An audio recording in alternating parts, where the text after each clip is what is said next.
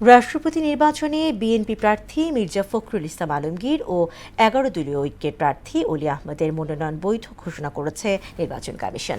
সকালে আগারগাঁও নির্বাচন ভবনে প্রার্থীদের প্রতিনিধি দলের সামনে মনোনয়নপত্র বাছাইয়ের পর এ ঘোষণা দেন প্রধান নির্বাচন কমিশনার এএমএম নাসির উদ্দিন।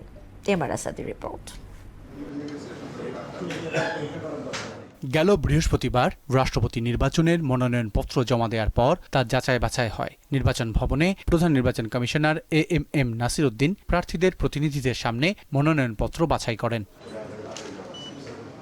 ১১ দলীয় ঐক্যের রাষ্ট্রপতি প্রার্থী অলি আহমদের মনোনয়নপত্রের কাগজপত্র পরীক্ষা নিরীক্ষা করা হয়। তিনি দুটি মনোনয়নপত্র জমা দিলেও প্রথমটি বৈধ হওয়ায় দ্বিতীয়টি নিয়ে আলোচনার প্রয়োজন হয়নি। এ সময় জোটের নেতারা মনোনয়নপত্র বাছাইয়ে উপস্থিত ছিলেন।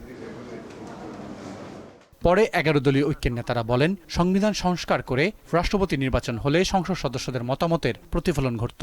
সংবিধানের ৭০ অনুচ্ছেদ থাকার কারণে সংসদ সদস্যগণ স্বাধীনভাবে ভোট দিতে পারবে না। আমরা মনে করি এটা স্বাধীন ভোটাধিকারের পথে একটি বড় ধরনের অন্তরায়। পরে নির্বাচন ভবনে আসে বিএনপির প্রতিনিধি দল। রাষ্ট্রপতি প্রার্থী মির্জা ফখরুল ইসলাম আলমগীরের মনোনয়নপত্র বৈধ ঘোষণার সময় দলটির শীর্ষ নেতারা উপস্থিত ছিলেন।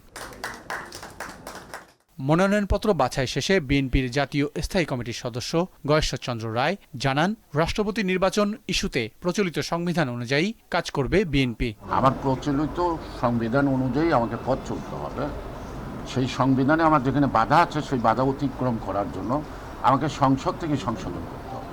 এর বাইরে না, রাস্তাঘাটে বলে লাভ নেই। এদিকে সংবাদ সম্মেলনে নির্বাচন কমিশনের সিনিয়র সচিব আক্তার আহমেদ বলেছেন, ১৮ আগস্ট বিকেল ৪টা পর্যন্ত মনোনয়নপত্র প্রত্যাহার করতে পারবেন প্রার্থীরা। দুটাই মনোনয়নপত্র ভ্যালিড এবং আগামী 18 তারিখ হচ্ছে আপনার মনোনয়নপত্র প্রত্যাহারের দিন। এমআর আসাদ, মোহনা সংবাদ, ঢাকা।